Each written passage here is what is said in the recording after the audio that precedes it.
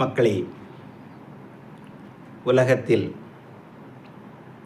அம்மா, அப்பா இவர்களை தான் நீங்கள் எப்படி பார்த்தாலும், என்ன சொன்னாலும், என்ன செய்தாலும் திரும்ப நீங்கள் மன்னிப்பு கோரி அவர்களிடம் சென்றாலும் மன்னிக்கும் ஒரே தெய்வம் இந்த பூமியில் உங்கள் தாயும் தகப்பனும் தான். கடவுளுக்கு பிறகு நீங்கள் தவறு செய்தால் உண்மையிலே மனம் திருந்தி செய்த தவறுகளை உணர்ந்தால் உங்களை மன்னிப்பது கடவுளும் உங்களது தாய் தகப்பனும் தான். பாருங்கள், APPA அப்பா, இப்படி பாருங்கள், APPA அப்பா, இப்படி பார்த்தாலும் அப்பா. அம்மா AMMA, இப்படி பார்த்தாலும் அம்மா, இப்படி பார்த்தாலும் அம்மா.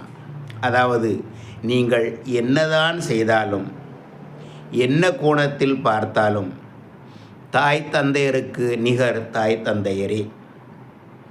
அதாவது கடவுள், தாய் தந்தையர், இந்த இரண்டும் தான் உலகம்.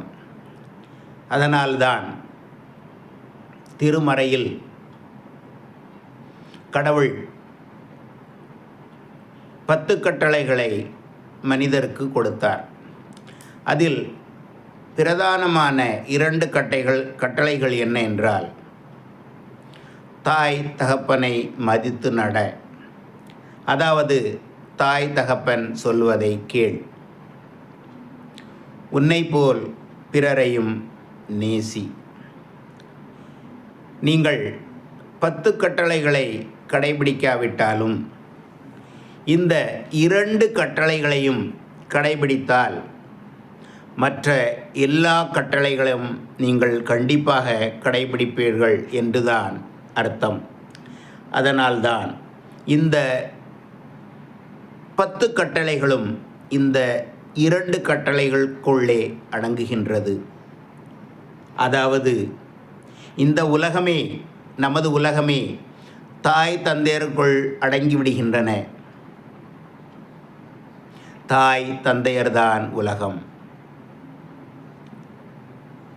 அதேபோல் இந்த பூமியில் உள்ள எல்லோருக்கும் தாய் தந்தையார் என்றால் கடவுள்.